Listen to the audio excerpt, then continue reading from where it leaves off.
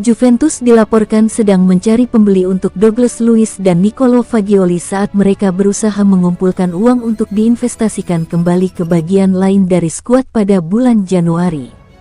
Juventus mengalami masalah besar dengan bek Bremer dan Juan Cabal yang mengalami cedera ligamen anterior dalam beberapa pekan terakhir. Striker Arkadiusz Milik juga belum bermain musim ini setelah menjalani 2 operasi untuk masalah meniskus di lutut kirinya. Bianconeri menargetkan 2 pemain bertahan baru pada bursa transfer musim dingin mendatang, atau seorang bek dan seorang penyerang jika Milik tidak pulih secepat yang diharapkan. Direktur Cristiano Giuntoli dikabarkan telah melakukan perjalanan ke Inggris dan menggunakan perjalanan tersebut untuk menggalang potensi bisnis untuk kedua pemain mereka.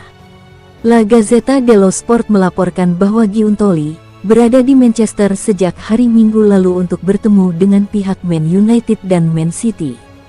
Kemungkinan penjualan Luiz dan Fagioli disebut-sebut ada dalam agenda karena ia mengendus peluang untuk menghasilkan uang dari keduanya.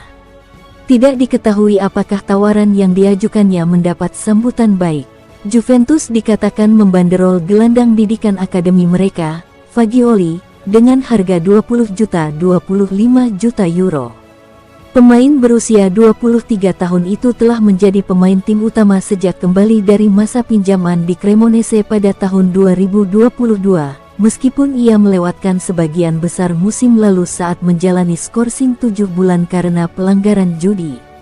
Tidak disebutkan secara jelas mengenai harga Luiz, hanya saja Juventus akan membutuhkan tawaran yang besar untuk pemain yang mereka datangkan dengan harga 50 juta euro pada 5 bulan yang lalu.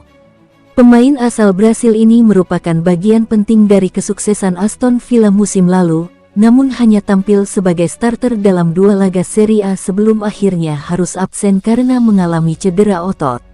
Di sisi lain, tim asal Turin ini dikaitkan dengan bek tengah Paris Saint-Germain, Milan Skriniar, yang sebelumnya membela Inter Milan dan juga pemain Benfica, Antonio Silva.